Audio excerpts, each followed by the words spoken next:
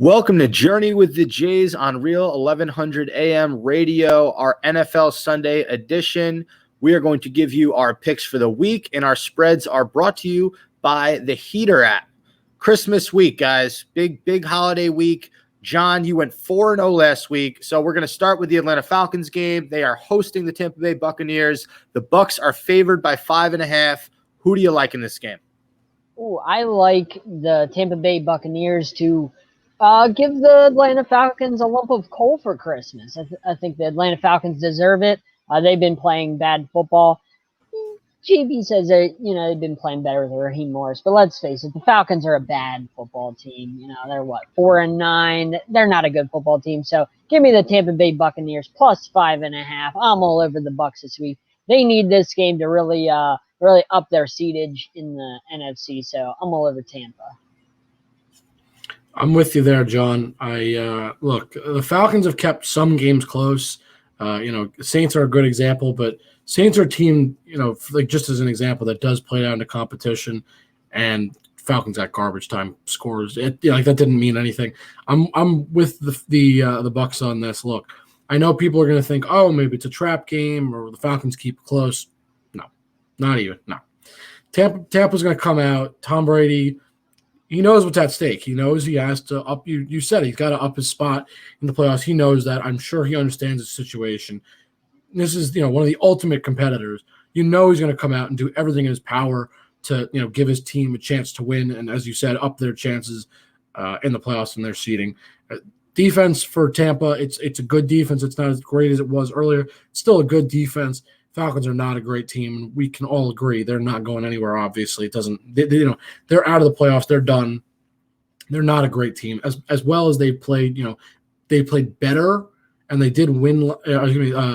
They kept it close last week again. Almost won.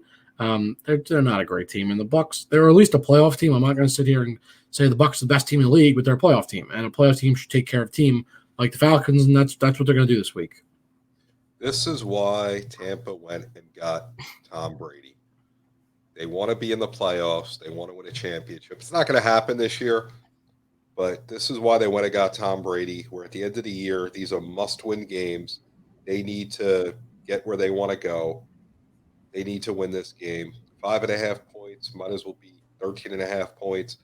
The Falcons are playing for their jobs, but at the end of the day, Tampa's playing for their season at this point to get where they want to go. New Orleans gave them a little bit of life losing last week, and they're going to come out hard. That's why you got Brady. And I want to thank the Heater app for my first place on the season, where I check out all my scores. And this is going to be 1-0 this week as Tampa wins by about 10. Spenser? Yeah, I'm going to have to agree with all you guys. So looking back, the last 5 games for each of these teams, they're each 2-3 in the last 5. The Falcons don't know if Julio Jones is going to play. He's questionable. Now the Bucs are dealing with a Ronald Jones situation. He's a little bit banged up. I think he might have had a procedure this week, and he's questionable for this Sunday. But I got to roll with the Bucs. They're the better team. They're the more cohesive team. They just have more weapons. And if Julio doesn't play, I think it's going to be a lot more than 5.5. But I still like the Bucs in this. They're also 4-2 on the road, and the Falcons are 2-5 at home. So the Falcons actually play worse when they're home. Give me the Bucs minus 5.5. Can't get Chick-fil-A on Sunday in the Dome. That's why. It's not going to happen. That's an excellent point, JB. So we're all in agreement there. We all like Tampa Bay. Let's get to our lock of the week. John, I mentioned it earlier. You had the impressive 4-0 from last week. So why don't we start with your lock of the week? My lock of the week is the Indianapolis Colts. Their run game has been fantastic. Jonathan Taylor, 3 straight games of over 100 yards running the ball. So that's impressive. Philip Rivers has looked really good lately. The defense is back to being what that defense is supposed to be. And Houston kind of reminds me of the Falcons, where they just look dead in the water. They don't look like really they're playing for anything anymore. They played the Bears, and the Bears beat the pants off of them. And the Bears are not a very good football team. So I think Indy, who is in a lot better contention than the Bears are, should really run all over the division rival Houston Texans. So that's why Indy at -7.5, that's a lot to really bank on when you're betting. But Indy with that run game, and the Texans really don't have anything with Will Fuller suspended for 6 games. This should be an easy game for Indy to win by double digits. So I'm going with Indy as my lock of the week. I'm gonna have to disagree, and here's the thing you're not thinking about. Indy played the Texans just 2 weeks ago, and it was a 6-point game. It was a close game, and here's the thing: Texans just got the pants beat off of them by the Bears. It was terrible. That wasn't even close. And I'm not going to sit here and say Texans are going to win. I'd be crazy to say that. Colts are going to win this game. However, Texans are not going to be happy to have only scored 7 points on offense last week and got absolutely blown out of the water by Mitch Trubisky, who just came off the bench. They're not going to be happy to have seen that. That's if anything's going to light a fire under a team, that is it. And this is absolutely a game in which the Texans, I'm not saying they win. Again, I think the Colts win. I agree with everything you said about the Colts being a good team. But the Texans are going to come out, going to keep it close, definitely going to score more than 7 points, compared to last week. We saw what happened when the Texans played the Colts just 2 weeks back. That 7.5, that half-point hook, I don't like that. That's what makes me a little bit nervous. And the other thing is, like I said, Texans can keep it close. Like they have a knack for keeping it to a one-score game, and not always, but like they have done that this season. Absolutely. I mean, Patriots were one-score game, Colts were one-score game, Browns were one-score game, Jags one-score game, and the list goes on. I could keep going, but the point is they keep it within a touchdown in quite a few games. I think they're going to do that again. If it was 7 or even 6.5, I might be singing a different tune. But that half-point hook, I don't like that, and especially after the beating they took last week. I think Colts win, but Texans keep it close, and I take the Texans if I'm betting. JB? I like Indianapolis, but I don't like over a touchdown. I think Houston, although they're not playing for anything, they still have pride. They're going to come out. It's a division game. Nobody wants to lose division games. They're going to keep it close. But when it's all said and done, Indianapolis is going to walk away with the W. They're a much better team. They're playing it this year. Every time I've doubted Indianapolis, they've come out and done what they need to do. Rivers is having a solid year. I like their running backs. Taylor, has done a phenomenal job. They're doing a good job working their receivers in the game. Their defense is stepping up. They're just playing good football. They're not exciting. You're not going to sit down and watch an Indy game and say, "Ooh, this is what I want to see." But they're playing good football, and I think they win, but I don't think they cover. Spenser? Yeah, so this is why Vegas is so smart. So what's the spread? It's 7.5, right, John?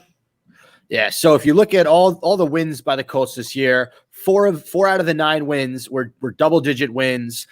2 of them, I think, were more than a touchdown, and then the remaining 3 were less than 5 points. So, and again, Jake, you brought it up earlier. The Colts played the Texans 2 weeks ago. They won by 6 points. It was a relatively close game.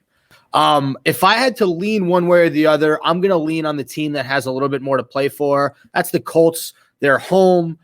You kind of saw the Texans start to unravel the last time they played, and I don't think that Deshaun Watson has that much fight left in him. They have Pittsburgh next week. Oh, I'm sorry. Yeah, the Colts have Pittsburgh next week, so this is a must-win for them, and I think they handle their business. I think they win by about 14 points.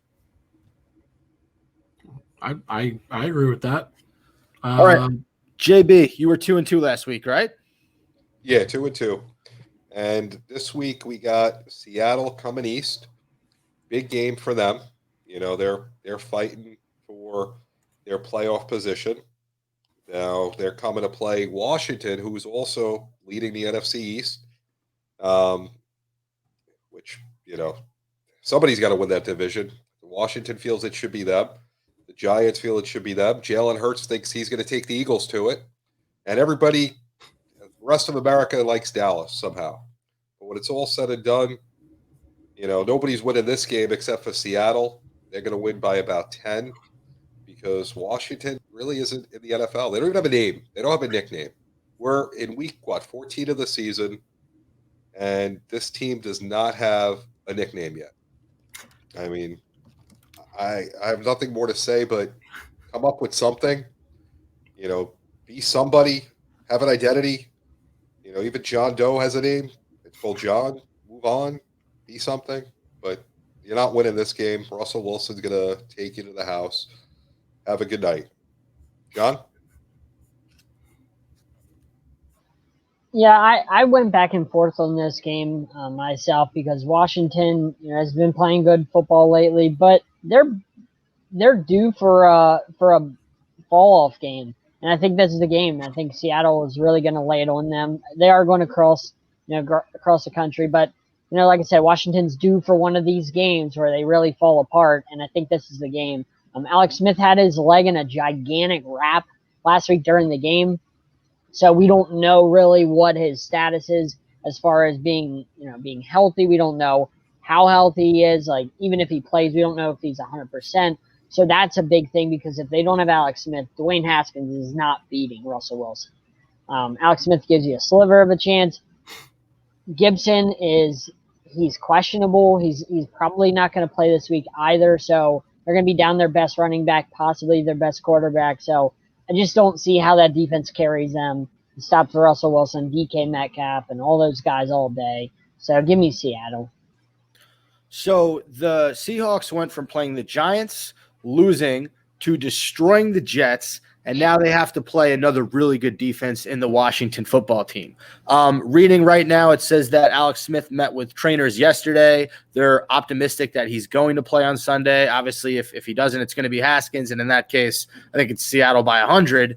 Having said that, this football team's defense is very impressive, and Chase Young is a monster.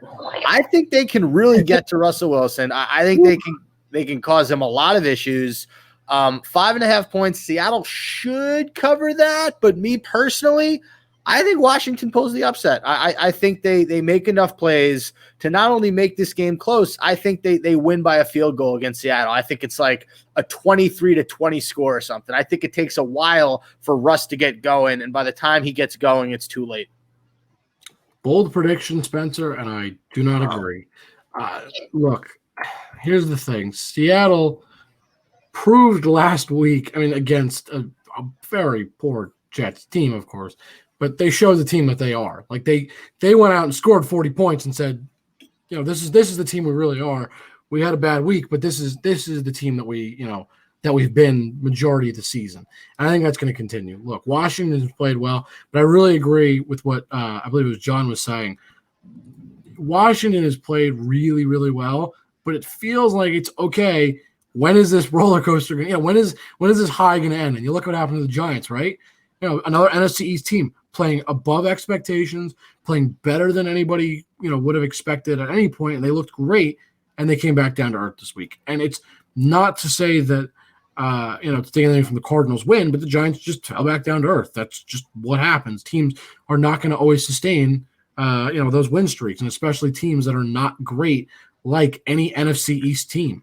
And so for me, Seattle this week, they got right. Last week was a get right week. You had the easiest win in the world, it felt like, against a winless Jets team, and they trounced on them and did what they had to do. That was a get right week. They're tuned up. They're feeling better. Team's got some confidence again. They just, even if it was a bad team, they still won big, and they went out and did, had a great game. They got to feel confident. And this week, I think Washington, not only are they in for a loss, I think they're riding too high, and Seattle is going to come down and put them in their place and win by at least 2 scores. Listen, I'm not going to say that any of your predictions are wrong or bad. I will say this. Nobody thought that Colt McCoy, starting for the New York Giants, was going to beat the Seattle Seahawks. So we all said if Alex Smith doesn't play and it's Dwayne Haskins, I just said it 2 minutes ago that we think it's going to be a Seahawks blowout, but at the same time, the Giants were 10.5-point underdogs against Seattle 2 weeks ago, and they won the game. So I would not put it past the Seahawks to, this is not a huge game for them. I can see them maybe slipping up, and I can see why that's why I personally think Washington win this game, just because nobody thought McCoy and the Giants were going to beat them 2 weeks ago. But I understand, all your points, your logic's a little bit more there than mine.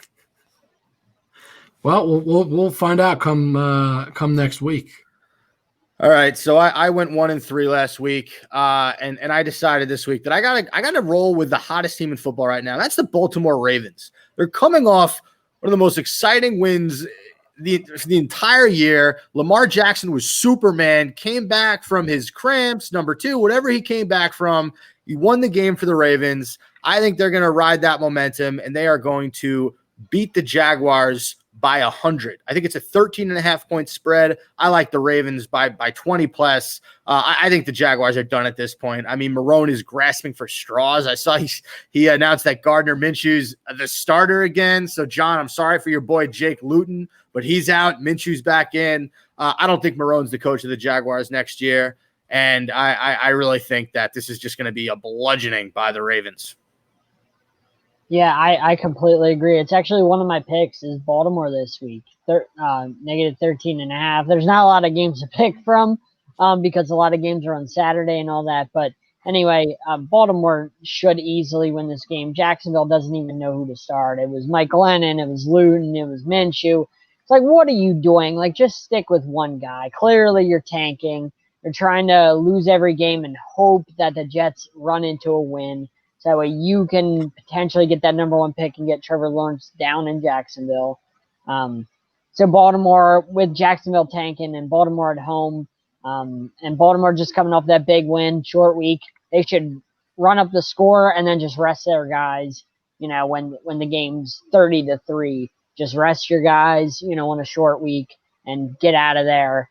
You know, no injuries, and that should be what Baltimore's thinking this week. This is my thoughts on that. Remember a couple of weeks back, Baltimore against Philly. Baltimore had the win, and then they stopped playing. I fear this happening with a quarterback that sounds like they're, roadkill, Luton or Minshew. I mean, with names like that, it just sounds like, some sort of, roadkill pie or something. I don't know.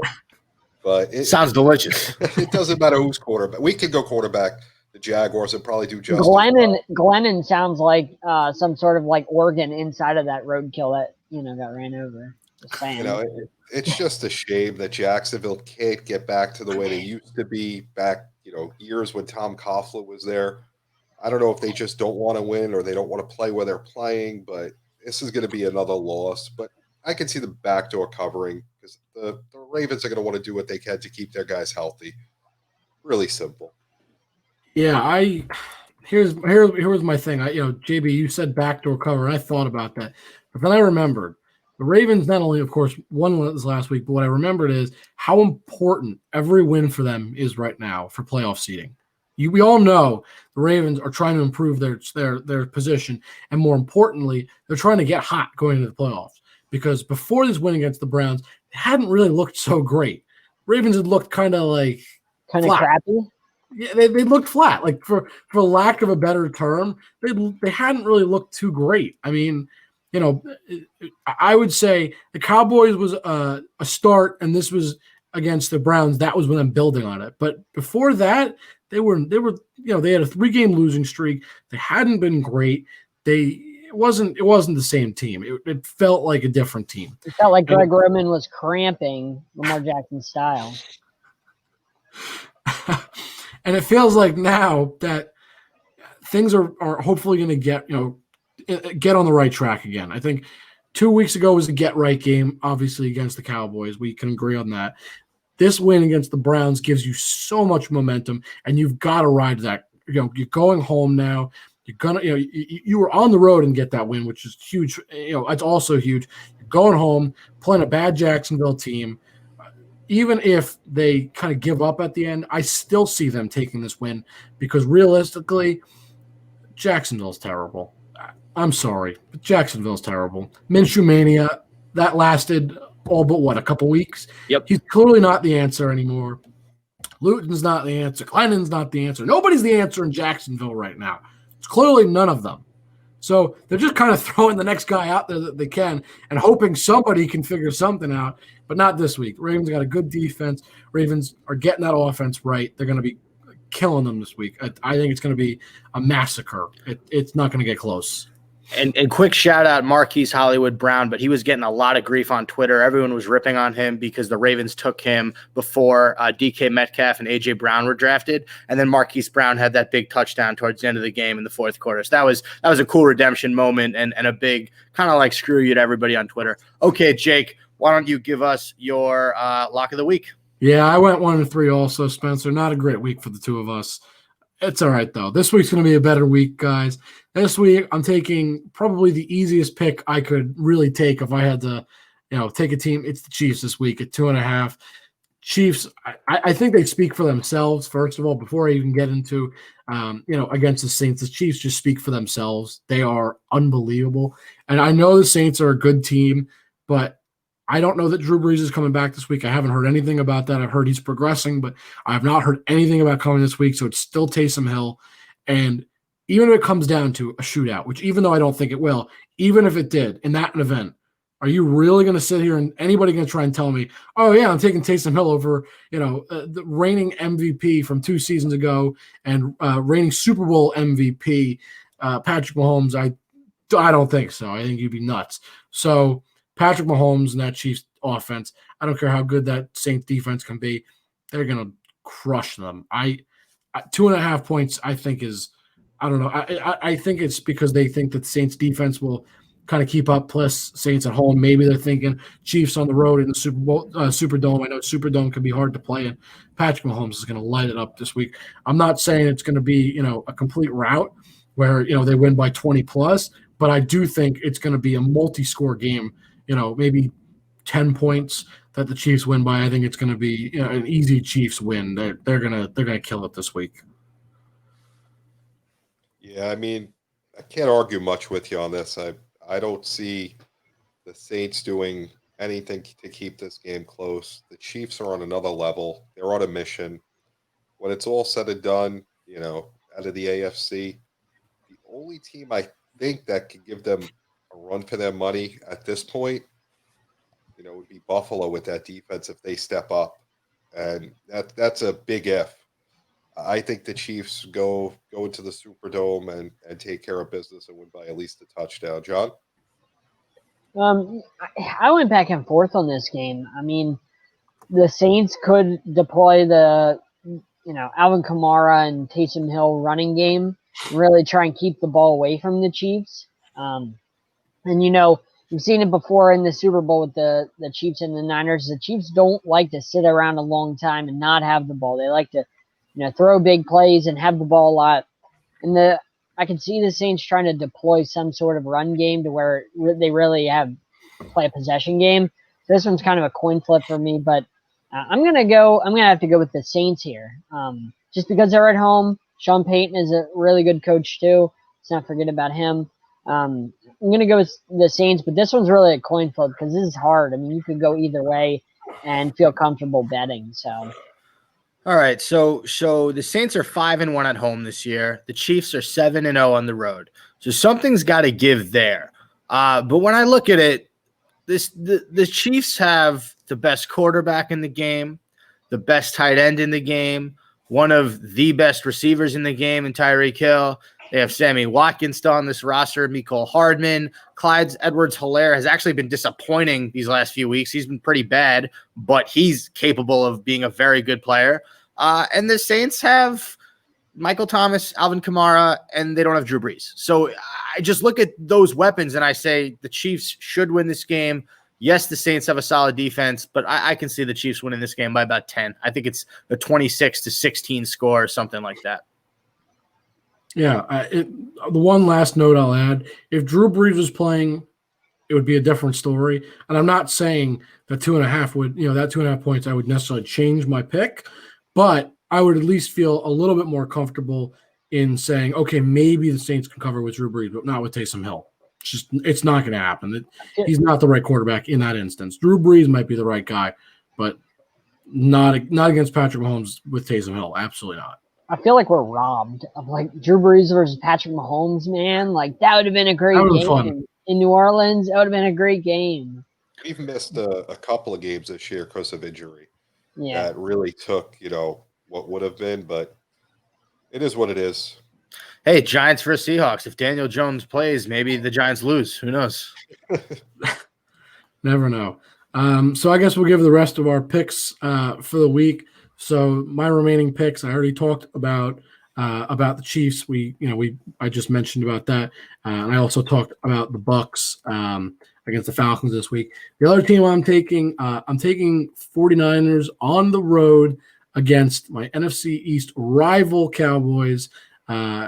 49 Cowboys are not good, and 49ers are at least somewhat decent. I can trust that team better than I can trust the Cowboys. You never know what team's going to come out for them. And then the other team I'm taking, John, I know you'll like to hear this. I'm taking the Dolphins this week against the Patriots at home. I think it's kind of offensive, personally, that the spread is so low in that game, actually. It's, I believe, 2.5 in favor of Miami. I think it's a little bit offensive to Miami. That defense is great, and I think that's as John might say, that's a layup. If you're betting, that would be an easy pick. The only one I had close was Chiefs. 2 easy picks right there. But Dolphins at home against the Patriots, I think that's an easy pick right there. All right, so my lock of the week was the Ravens minus 13.5 over the Jaguars. I had the Bucks minus 5.5 over the Falcons. Jake, I agree with you on the Chiefs. 2.5 over the Saints. That's another one of my picks. And then finally, I like the Chicago Bears plus 3.5 over the Vikings. I think this is a situation where the Bears just beat up on the Texans. They're able to take that momentum. Trubisky's feeling confident. They're able to take that into Minnesota, come out with the win. The Vikings seem to be unraveling a little bit. So I like the Bears plus 3.5 in Minnesota. JB? Yeah, so we went over the Tampa win. I got the Bears over Minnesota, taking the 3 points. I told you why Seattle's coming east to the capital and taking care of the Washington, whatever you want to call them. And then I got the 49ers, which is, a throwback game. The 49ers against Dallas. It used to be your Sunday game of the week. That used to be must-watch football. If you watch that game this week, I feel sorry for you, but if you are, I got the 49ers minus 2.5. Yeah, for my picks this week, like I said, Indy, lock of the week. Tampa Bay plus 5.5 over the Falcons. Ravens easily minus 13.5 over the Jags. And then the Dolphins minus 2.5 over the Grinch, Bill Belichick, and the New England Patriots. So big shout out to the Heater app again. Thanks so much for providing the lines this year. This has been Journey with the Jays Sunday edition, Real 1100. If you watch it on YouTube, make sure you subscribe to the channel. And if you're on Real 1100, definitely follow us on Twitter, Journey with the 3. And we'll see you guys next week. Have a good one.